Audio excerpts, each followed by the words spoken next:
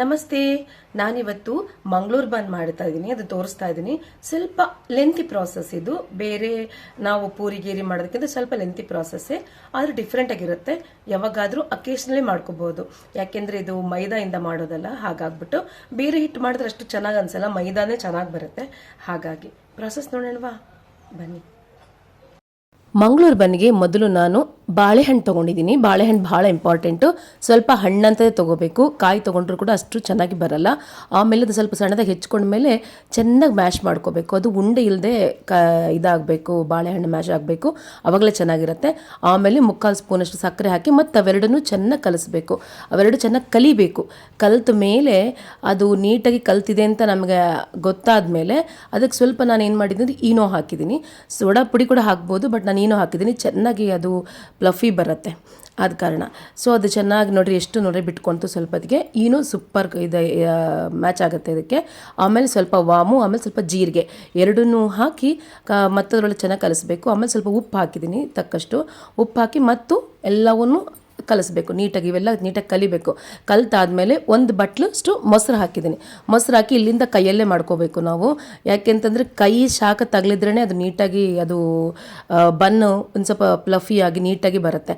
ಆಮೇಲೆ ಇದಕ್ಕೆ ನಾನು 1.5 ಕಪ್ಪು ಅಷ್ಟು ಮೈದಾ ಹಿಟ್ಟು ಹಾಕ್ಕೊಂಡಿದ್ದೀನಿ. ಚೆನ್ನಾಗಿ ಮೈದಾ ಹಿಟ್ಟು, ಅದರೊಳಗೆ ಆ ರಸದಿಂದ ಮಜ್ಜಿಗೆ, ಮೊಸರಿಂದು ಮತ್ತು ಬಾಳೆಹಣ್ಣು ಆ ನೀರಲ್ಲೇ ಮತ್ತು ನೀರು ಕಲಸೋ ಕೆಲಸ ಇರೋದಿಲ್ಲ. ಇದನ್ನು ನಾವು ಹಿಂದಿನ ದಿನ ರಾತ್ರಿ, ಮರುದಿನ ಬೆಳಗ್ಗೆ ಟಿಫನ್ ಥರ ಮಾಡ್ತೀವಿ ಅಂತಂದರೆ ಹಿಂದಿನ ದಿನ ರಾತ್ರಿನೇ ಕಲಿಸ್ಕೋಬೇಕು. ಈ ಥರ ಚೆನ್ನಾಗಿ ಕಲಿಸ್ತಾ ಬರಬೇಕದು. ಇದರೊಳಗೆ ಚೆನ್ನಾಗಿ ಕಲಿತ ಮೇಲೆ ಸ್ವಲ್ಪ 1 ಸ್ಪೂನು 1.5 ಸ್ಪೂನಷ್ಟು ಎಣ್ಣೆ ಹಾಕಬೇಕು. ಯಾಕೆಂದರೆ ಅದು ಬಾಳೆಹಣ್ಣೆಲ್ಲ ಇರುತ್ತಲ್ಲ, ಸ್ವಲ್ಪ ಕೈ ಅಂಟಿರುತ್ತೆ. ಅದ ಕಾರಣ ಸ್ವಲ್ಪ ಎಣ್ಣೆ ಹಾಕ್ತಾ ಕಲಿಸಿದ್ರೆ ಅದು ನೀಟಾಗಿ ಸರಿಗೆ ಹೋಗುತ್ತೆ. ಅಲ್ಲಿ ನೋಡಿ, ಇಷ್ಟು ಗಟ್ಟಿಗಾಯಿತು. ಇದು ಹಿಂದಿನ ದಿನ ರಾತ್ರಿನೇ ಕಲಸಿ ಇಟ್ಕೋಬೇಕು. ಇಟ್ಕೊಂಡ್ಬಿಟ್ಟು ಮುಚ್ಚಿಟ್ಬಿಟ್ರೆ ನಮಗದು ನೀಟಾಗಿ ಬೆಳಗ್ಗೆ ಎದ್ದು ಭಾಳ ಚೆನ್ನಾಗಿ ಈಸ್ಟೆಲ್ಲ ಇದಾಗಿರುತ್ತೆ. ನಾವು ಸೋಡಾ ಪುಡಿ ಹಾಕಿರ್ತೀವಲ್ಲ, ಹಾಗಾಗಿ ನೋಡಿ ಈ ಥರ ನೋಡಿ ಎಷ್ಟೊಂದು ಇದಾಗಿದೆ, ಜಿಗಿ ನೀಟಾಗಿದೆ.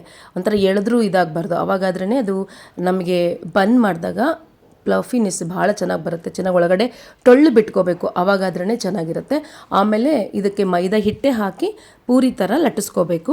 ಆದರೆ ಪೂರಿಯಷ್ಟು ತೆಳ್ಳಗಿರಬಾರ್ದು, ಸ್ವಲ್ಪ ದಪ್ಪನೇ ಇರಬೇಕು. ಇದು ಬನ್ ಅಂತ ಹೇಳಿದ್ವಲ್ಲ, ಹಾಗಾಗಿ ಮಂಗಳೂರು ಬನ್ ಸ್ವಲ್ಪ ದಪ್ಪ ಇರಬೇಕು. ಇದು ಮರುದಿನ ಅಂದರೆ ಮಿನಿಮಮ್ 8 ಅವರ್ಸ್ ಆದರೂ ಅದಕ್ಕೆ ಮಾಡಕ್ಕೆ ಬಿಡಬೇಕು, ಅದು ನೆನೆಯೋಕ್ಕೆ ಬಿಡಬೇಕು ಆ ಹಿಟ್ಟನ್ನು.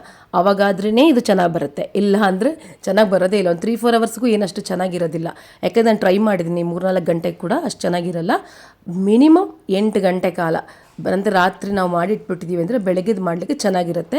ಕೊಬ್ಬರಿ ಚಟ್ನಿ ಜೊತೆಗೆ ಮಾತ್ರ ಭಾಳ ಒಳ್ಳೆ ಕಾಂಬಿನೇಷನ್ ಇರುತ್ತೆ.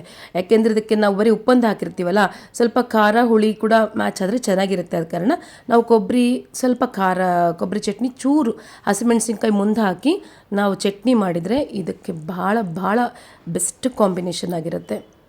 ಸ್ವಲ್ಪ ಲೆಂತಿ ಪ್ರಾಸೆಸ್ಸೇ ಇದೆಲ್ಲ, ರಾತ್ರಿ ಮಾಡಿ ಇದು ಮಾಡಿಡೋದು.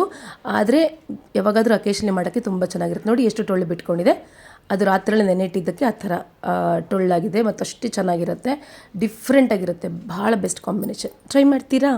Thank you.